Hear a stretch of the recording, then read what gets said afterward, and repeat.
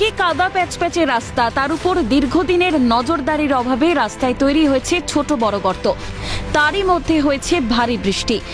এর জেরেই রাস্তার গর্তে জমেছে জল। এহেন রাস্তা দিয়েই চলছে নিত্য যাতায়াত। দ্রুত রাস্তা সংস্কারের দাবি জানিয়ে ভোট বয়কটের ডাক দিয়ে জেলা শাসক দফতর ঘেরাও করে বিক্ষোভ দেখায় গ্রামের মহিলারা।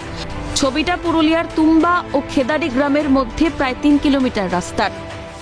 সমস্যা দমে আছে, গাড়িটাও চালাতে অসুবিধা হচ্ছে, যখন চালাচ্ছি তো ফাঁসে যাচ্ছে গাড়িটা। তার জন্য বলি যদি রাস্তাটা ভালো হইতো গাড়ি ঘোড়া গেলে যাওয়ার ভালো হবে। অভিযোগ দীর্ঘদিন ধরেই বেহাল রাস্তা। এই রাস্তা দিয়ে প্রায় দিনই যাতায়াত করে গ্রামের শতাধিক মানুষ, কিন্তু তারপরও রাস্তা সংস্কারের ক্ষেত্রে কোনো উদ্যোগ নেয়নি স্থানীয় প্রশাসন। কলেজ যাচ্ছে, স্কুল যাচ্ছে, একটা ছেলের পা ভাঙে গেল, একটা ছেলের কোমর ভাঙে গেল, তো ওটার কি করব আমরা? তাহলে বিনা দীক্ষে আমরা মায়া লোক বাইরাছি নাই, আমরাকে এইটা করে দিতেই হবে।